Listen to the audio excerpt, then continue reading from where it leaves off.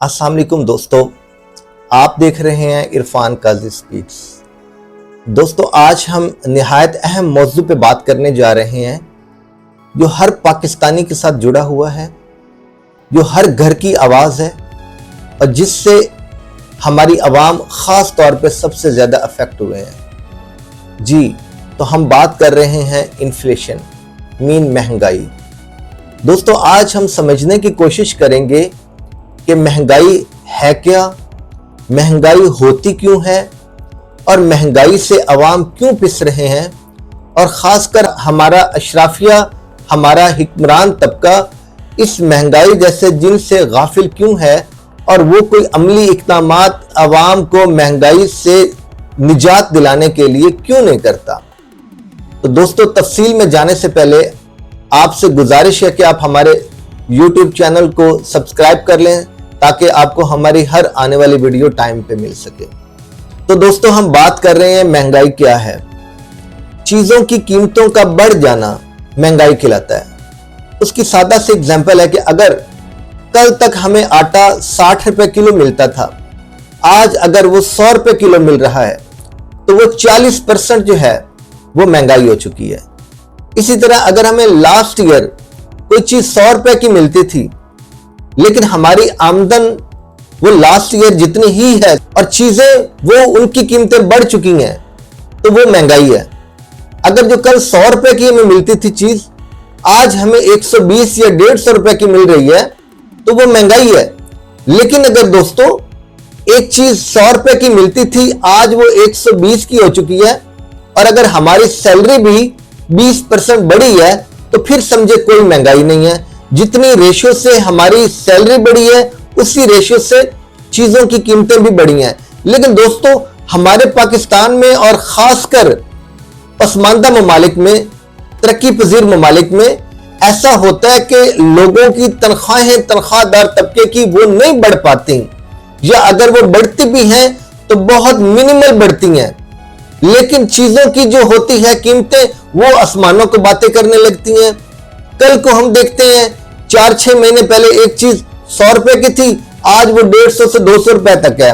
लेकिन 4-6 महीने में किसी भी तनख्वाहदार तबके की जो सैलरी होती है वो तो 50% या 100% नहीं बढ़ती, लेकिन अनफॉर्चुनेटली चीजें बढ़ जाती हैं। आज हम बात करेंगे कि आखिर ऐसी क्या वजह है कि गरीब तबका महंगाई की वजह से पिसता जा रहा है, चीजें दिन ब दिन बढ़ती जा रही हैं, उनकी प्राइसेस होशरबा इजाफे के साथ आसमानों की बात कर रही हैं, लेकिन हमारे हुक्मरान तबका को महंगाई के जिन को कंट्रोल करने के लिए कोई वक्त नहीं है, सिवाय अपनी जो कुर्सी जो है जिसकी गुलाम गर्दिश में वो लगे हुए हैं, अपनी कुर्सी के बचाव के लिए, अपने 5 साल हुकूमत का वक्त गुजारने के लिए। तो दोस्तों, हम बात करेंगे कि महंगाई बढ़ क्यों रही है, आखिर क्या वजूहात हैं कि हमारे मुल्क में दिन ब दिन जो महंगाई का जिन है वो बस आपे से बाहर होता जा रहा है। दोस्तों, महंगाई बढ़ने की सबसे मेन और जो बेसिक रीजन होती है वो करप्शन और नाअहली है।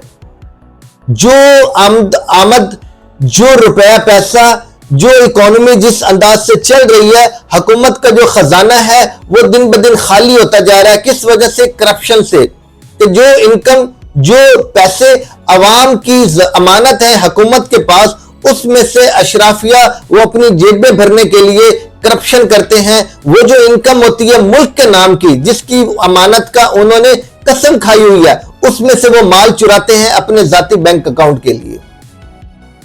एक तो दोस्तों सबसे बड़ी वजह है करप्शन, इसके साथ साथ नाअहली के जो मैनेजमेंट करना चाहिए उनको इस महंगाई के जिन को रोकने के लिए, एक तो उनकी नीयत भी ठीक नहीं होती, दूसरा उनके अंदर इतनी कैपेसिटी या कैपेबिलिटी नहीं होती कि वो चीजों को बैलेंस करके मैनेज करके चल सकें ताकि महंगाई का जिन भी कंट्रोल में रहे और आवाम की जेब के ऊपर भी कोई असर न पड़े। लेकिन अनफॉर्चुनेटली दोस्तों, हम देखते हैं महंगाई, करप्शन के साथ साथ नाअहली भी होना एक सबसे बड़ा अहम मसला है।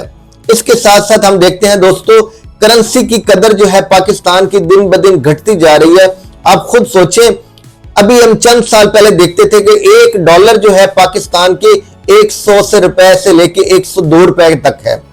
1-1.5 साल गुजरा, हमने देखा डॉलर की कीमत 150 रुपए हो गई।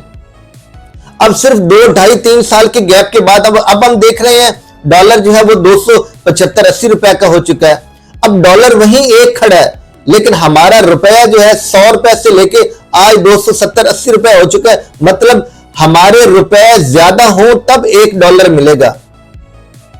अब दोस्तों कितने अफसोस का मुकाम है, बजाय हमारी करेंसी को दिन ब दिन इंप्रूवमेंट के साथ स्ट्रॉन्ग होना चाहिए था कि अगर जहां डॉलर 100 रुपया या 105 रुपए का मिलता था वो करेंसी हमारी मजबूत होती, डॉलर 80 रुपए 70 रुपए 60 रुपए तक नीचे आता, बजाय इसके कि इंप्रूवमेंट आने की हमारी करेंसी डीवैल्यू होती गई और आज 275-80 रुपए भर के हमें $1 मिलता है। इसका मतलब है कि दुनिया की जो स्टैंडर्ड करेंसी है डॉलर, उसके मुकाबले में हम नीचे गए हैं, हमारी करेंसी डाउन गई है, हमारा रुपया नीचे गया है, हमारी रुपए की कदर जो है वो नीचे आई है। तो जब रुपए की कदर नीचे आएगी तो इंटरनेशनली हम जब चीजें बाहर से मंगवाते हैं तो हमें ज्यादा पैसे देने पड़ेंगे, क्योंकि उनको तो हमने पेमेंट करनी है किसमें, डॉलर में।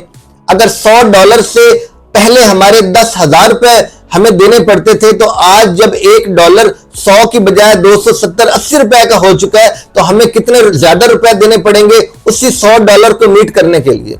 तो दोस्तों रुपए की कदर की कमी जो होती है वो भी बड़ा इफेक्ट डालती है हमारे मुल्क में महंगाई के ऊपर। तो दोस्तों अशराफिया को सोचना चाहिए कि हम अपनी इकोनॉमिकली अपनी पॉलिसीज जो है अपने कंट्री में ऐसी बनाएं कि हमारे रुपए की कदर मजबूत रहे, हमारा रुपया जो है वो वीक ना हो, ताकि हमें जो बाहर से चीजें मंगवानी पड़ती हैं वो महंगी ना मंगवानी पड़े। अगर हम वो महंगी मंगवाएंगे तो जाहिर बात है मुल्क में वो चीजें सस्ती कैसे दी जा सकती हैं। महंगी चीज लाकर महंगी ही बेची जाएगी तो उसका सारा बोझ जो है वो गरीब आवाम पर पड़ेगा। तो दोस्तों हम देखते हैं करप्शन, नाअहली के साथ साथ करेंसी का डीवैल्यू होना भी महंगाई में सबसे बड़ी वजह है। तो इसके साथ साथ अगर हम देखते हैं दिन ब दिन पॉलिटिकल अनरेस्ट है, दुनिया में कन्फ्लिक्ट्स बढ़ते जा रहे हैं, तो आलमी मंडी के असरात भी महंगाई के ऊपर जरूर पड़ते हैं। जैसा कि हम दोस्तों देखते हैं कि पेट्रोल की प्राइसेस अब इतने डॉलर बैरल थी, अब हम देखते हैं कि वो जो डॉलर है वो बढ़ गए हैं पर बैरल जो प्राइसेस है पेट्रोल की। तो जाहिर बात है जब हम डॉलर में वो मंगवाएंगे तो जितने डॉलर बढ़ेंगे तो हमें अपने रुपीस ज्यादा दे के हमें पेट्रोल मंगवाना पड़ेगा। इसी तरह और चीजें जो हम बाहर से मंगवाते हैं वो भी हमें महंगी मंगवानी पड़ेंगी। तो इंटरनेशनल मार्केट का जो इफेक्ट है वो भी हमारे कंट्री के ऊपर डायरेक्ट अप्लाई होता है महंगाई को बढ़ाने के लिए।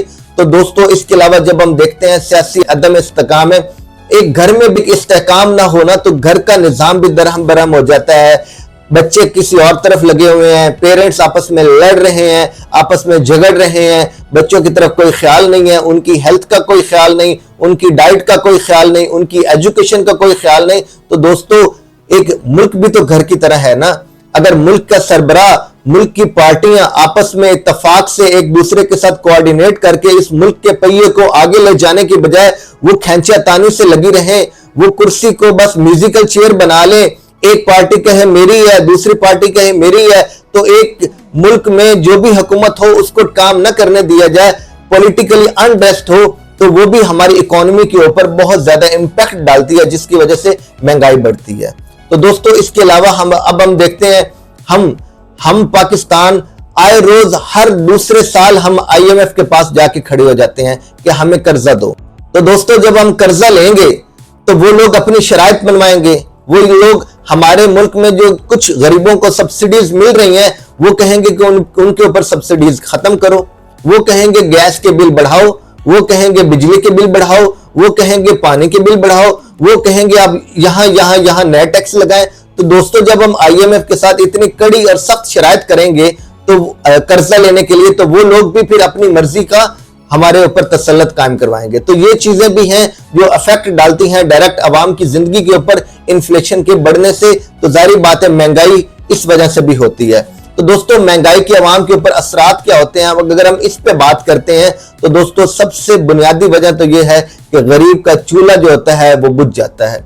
गरीब जो 2 वक्त की रोटी पहले खा सकता होता है, तो वो जो बड़ी मुश्किल से अपना गुजर बसर कर रहा है, जब महंगाई होगी तो उस बेचारे की क्या कैफियत होगी, वो भूख अफलास के साथ रहेगा, अपने बच्चों को क्या खिला सकेगा। तो दोस्तों, जिस गरीब के पास 2 वक्त की रोटी अपने बच्चों को देने के लिए नहीं होगी, वो उनको एजुकेशन कहां दे सकता है, वो उनका हेल्थ का ख्याल कहां रख सकता है। और आप जानते हैं, हमारे जैसा कंट्री पाकिस्तान जो फलाही स्टेट नहीं है, वहां अवाम का ना हेल्थ का ख्याल रखा जाता है, ना ही उनकी एजुकेशन का ख्याल रखा जाता है। अगर किसी ने अपने बच्चों की अच्छी तरबियत करनी है, उसको अच्छे स्टैंडर्ड एजुकेशन देनी है और उसकी हेल्थ का ख्याल रखना है, तो उसको अपनी जेब से पैसे काट के जाहिर बात है उस पर इन्वेस्ट करने पड़ेंगे, वहां लगाने पड़ेंगे। अगर हम इसका इंतजाम गवर्नमेंट पे छोड़े तो जाहिर बात है गवर्नमेंट तो हमारी जाहिर बात है कोई फलाही काम करती नहीं है, ना एजुकेशन में और ना ही वो हेल्थ में करेगी। तो ये चीजें भी हमारी महंगाई के ऊपर, हमारे अवाम के ऊपर डायरेक्ट असरात डालते हैं। और इसके अलावा दोस्तों, जब हम देखते हैं हमारे मुल्क में दरमियाना तबका, सफेद पोश तबका, आज वो भी बड़ी कसमपरी की जिंदगी गुजार रहा है। जब जो अब आज से कुछ साल पहले एक मुनासिब अच्छा गुजर बसर कर रहे थे, आज वो सफेद पोश तबका भी गुर्बत की लाइन में आ चुका है और वो बड़ी मुश्किल से उनकी जिंदगी गुजर रही है। पेट्रोल प्राइसेस, गैस की प्राइसेस और बिजली के बिल और दूसरे अखराजात, जब दिन ब दिन ये चीजें बढ़ेंगी तो एक दरमियाना तबका तो जाहिर बात है अपने उस लेवल से डाउन होते हुए कसमपरी की जिंदगी गुजारने पे मजबूर होगा। तो दोस्तों, इसके अलावा जब हम देखते हैं दिन ब दिन जो महंगाई के असरात हैं, लोग खुदकशियां कर रहे हैं, एक दूसरे के डाके डाल रहे हैं, एक दूसरे को मार रहे हैं, तो और ज़हनी कुफत की वजह से एक अवाम फ्रस्ट्रेटेड है कि महंगाई है, हम क्या करें।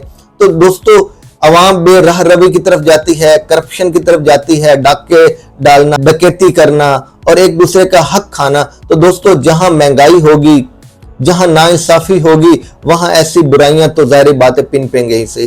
तो गवर्नमेंट्स को यह भी ख्याल करना चाहिए कि हम अवाम में अगर अमन व अमान कायम रखना चाहते हैं, उनके माइंड में एक पीसफुल शहरी की तरह रहने का ख्वाब जारी रखना चाहते हैं और उनको इस मुल्क की ग्रोथ के लिए, इस मुल्क की तरक्की के लिए उनका अपना हिस्सा बंटवाना चाहते हैं, तो हमें चाहिए कि हम महंगाई पे कंट्रोल करें, उनके लिए जॉब्स नई से नई तलाश करें और उनकी जो डेली इनकम है उसको इंक्रीज करें, ताकि एक आम पर्सन सेटिस्फाई हो सके अपने मुल्क में रहते हुए और एक वो अच्छा और बावकार शहरी बन के जिंदगी गुजार सके। तो दोस्तों, अब हम देखते हैं कि हुकूमतों को आखिर ऐसी क्या वजह होती है, क्या मजबूरी होती है कि वो महंगाई पे कंट्रोल क्यों नहीं पाते। दोस्तों, सबसे मेन वजह जो है कमजोर माशी पॉलिसी।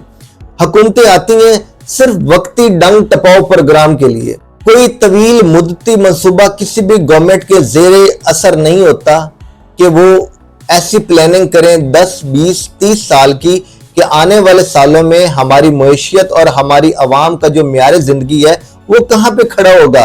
लेकिन अनफॉर्चुनेटली हुकूमतें सिर्फ एक वक्ती पॉलिसी देंगी और वो जो वक्ती पॉलिसी होगी उसके ऊपर भी कोई खातिर खा अमलदारी नहीं होती और इतने में उनकी हुकूमत खत्म हो जाती है। फिर जो नई हुकूमत आती है वो अपनी नई पॉलिसी लगाकर आवाम को चूना लगाने के लिए एक नए रास्ते पे लगा देती हैं। तो दोस्तों, इसके साथ साथ जो एक और वजह है वो सियासी मफादात है। हुकूमत जो होती हैं वो most of time coalition governments होगी, उनको सियासी मफादात अजीज होंगे और वो चंद ग्रुपों में तकसीम होगी, वो बस उन्हीं अपने चंद ग्रुपों को ही नवाजती रहेगी, जबकि ऐसी पॉलिसीज वो बनाने से कासिर होंगे जिसका इफेक्ट जो है, जिसका इम्पैक्ट जो है वो अक्रॉस द बोर्ड पूरी आवाम पर आए। ऐसी पॉलिसीज वो नहीं बनाएंगी। इसके साथ साथ दोस्तों, सब्सिडी का गलत इस्तेमाल हुकूमतें करती हैं। वो जो सब्सिडी होगी भी सही, उसमें खुर्द-बुर्द कर ली जाएगी, या अगर वो किसी को मिलती भी है तो वो सिर्फ अपने चंद नवाजे हुए लोगों को मिलेगी, आम पब्लिक तक अक्रॉस द बोर्ड उसका कोई इम्पैक्ट नहीं आता।